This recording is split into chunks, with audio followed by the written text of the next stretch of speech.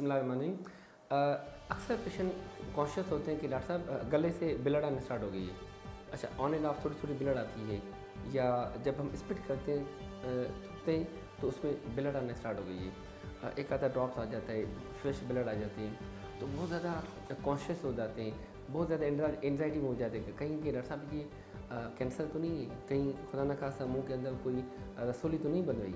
तो we will discuss आखिर इसकी वजूहत क्या हैं, आखिर इसमें इन्वेस्टिगेशन क्या करनी चाहिए, and what is the treatment. My name is doctor Tariq Ali Shaikh, ENT head and neck surgeon. आज हम डिस्कस करेंगे that is blood and sputum, जो स्पिट के दौरान ब्लड आ जाए। ये मोस्टली देखा गया है वो लोग जो अक्सर मुसलसल नाक को करते रहते हैं, जिनको पोस्ट नेजल ड्रिबलिंग होती रहती है, मुसलसल इचिंग करते रहते हैं, खारिश होती रहती है, उनको थोड़ी थोड़ी ऑन एंड ऑफ ब्लड आना स्टार्ट हो जाती है। या वो लोग जो अक्सर ब्रश करते हैं और सख्ती से और तेज़ी के साथ और बड़ी जान लगा के ब्रश करते रहते हैं, उनमें भी चांसेस होते हैं कि गले से ब्लड वगैरह आती है। कुछ पेशेंट होते हैं जिनको खांसी करते हैं, खांसी के साथ ब्लड आना स्टार्ट हो जाती है। तो देखा गया है कि एक नाक के पीछे जिसे हम कहते हैं पोस्ट नेजल स्पेस, वहाँ पे कोई इन्फेक्शन वगैरह हो, उसकी वजह से ब्लड आ जाती है। दूसरे वो भी होते हैं जिनको गम्स की वजह से, गम वहाँ पे तेज़ हार्ड ब्रश और मुसलसल इंजर्ड होता है, उसकी वजह से भी ब्लड ऑन एंड ऑफ आती रहती है। वो जो ट्रेकिया ब्रोंकस ब्रोंकियोल जो सांस का पाइप है, वहाँ पे कोई इन्फेक्शन वगैरह हो, उसकी वजह से भी ब्लड आ जाती है। या जिसको लंग्स का कोई इशू हो, उसकी वजह से भी चांसेस होते हैं।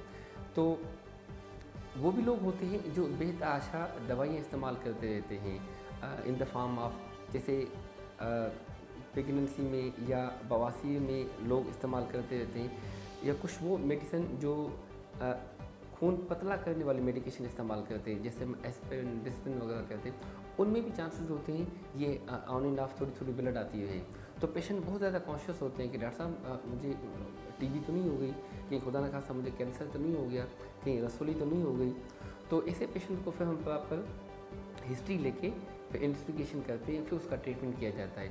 हिस्ट्री में सारी चीज़ें पूछ लेते हैं कि नाक के आगे से थोड़ी सी ब्लड आती है या पीछे की तरफ आती है, गले से ब्लड आती है, अच्छा एक ड्रॉप आता है, 2 ड्रॉप आता है, हफ्ते में 1 दफ़ा होता है, 2 दफ़ा होता है, या महीने में, या कभी कभार होता है। अच्छा, अक्सर एक्सेस जब आप ब्रश वगैरह करते हैं उसके बाद होता है, या आप स्पाइसी फास्ट फूड चीज़ें इस्तेमाल करते हैं उसके खाने के बाद चीज़ें होती रहती हैं। इसके साथ साथ गले में जब आपको इचिंग खारिश वगैरह होती है, फिर आप स्पिट आउट करते हैं, तब आपको ब्लड आती है। तो एक दफ़ा हम हिस्ट्री ले लेते हैं, उसके बाद हम फिर मुआयना करते हैं। नाक के पीछे वाला स्पेस जहाँ पे हम कहते हैं पोस्ट नेजल स्पेस, उसको देख लिया जाता है, गले को देख लिया जाता है, ज़बान की जड़, ओरल कैविटी, उसको देखा जाता है, गम्स को अच्छे तरीके से देख लिया जाता है।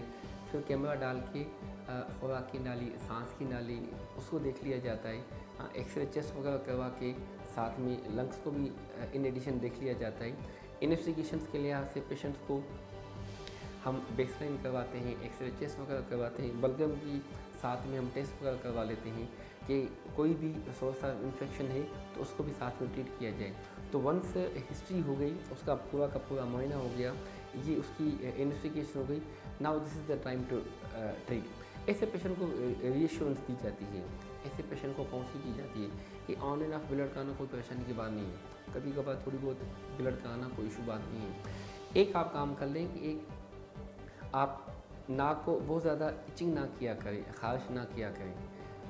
एक दूसरा, नाक को अच्छी तरीके से वज़ू की तरह साफ़ करें, हल्का सा गर्म पानी उसमें नमक डाल के नाक को अच्छी तरीके से, ड्राइनेस ना हो, क्योंकि वहाँ पे पोस्ट नेजल स्पेस में टेस्ट होती है, बार बार हम उसको स्निफ करते रहते हैं, बार बार उसको इचिंग करते रहते हैं, बार बार हम उसको करते रहते हैं, तो वो टेस्ट निकल जाते हैं। तो वहाँ से ड्राइनेस, अल्टीमेटली टेस्ट निकलने के बाद थोड़ी थोड़ी ऑन एंड ऑफ ब्लड आने स्टार्ट हो जाती है। उसको हम कहते हैं वेट रखें, ह्यूमिडिफाई करें, लिक्विड पैराफिन के थोड़े थोड़े ड्रॉप डाल दें, सलाइन के उसके साथ वॉश करें। अच्छा, वो पेशेंट जिनको थोड़ी सी हम देखते हैं कि गम्स में है, गम से थोड़ी बहुत ब्लीडिंग वगैरह होती है, ऐसे पेशेंट को हम विटामिन C दे देते हैं।